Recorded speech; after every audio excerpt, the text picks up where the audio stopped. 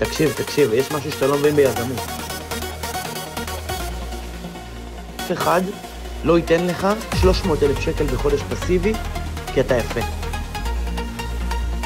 אין. אחי, אתה רוצה לעשות כסף? תסכים לטעות, תסכים לפשל.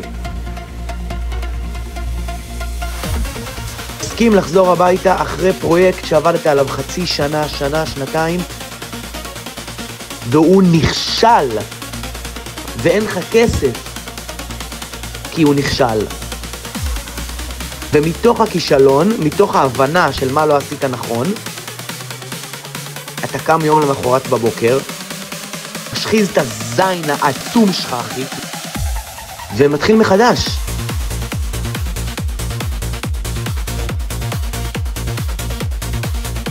ככה עושים כסף. אתה מבין?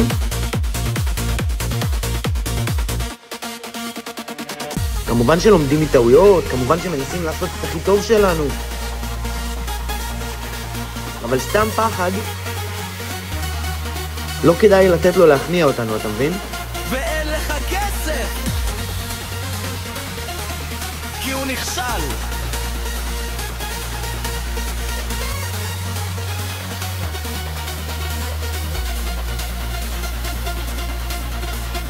ומתוך הכישלון, מתוך ההבנה של מה לא עשית נכון, אתה קם יום למחרת בבוקר, משחיז את הזין העצום שלך, אחי, כי כן.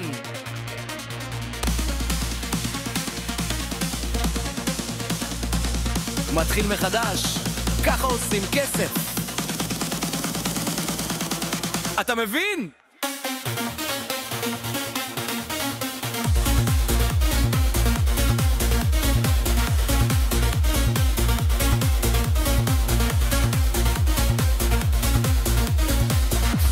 כמובן שלומדים מטעויות, כמובן שמנסים לעשות את הכי טוב שלנו, כמובן שמנסים להביא מה שנקרא מסע מטור.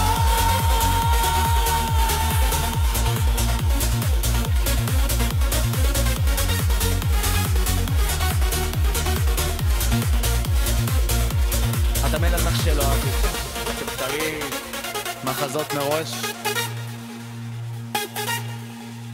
אם תגיד לי יש משהו ספציפי שמפחיד אותי, אני מרגיש שיש משהו ספציפי שאני חושב. אתה קם יום למחרת בבוקר, משחיז את הזין העצום שלך, אחי, ומתחיל מחדש.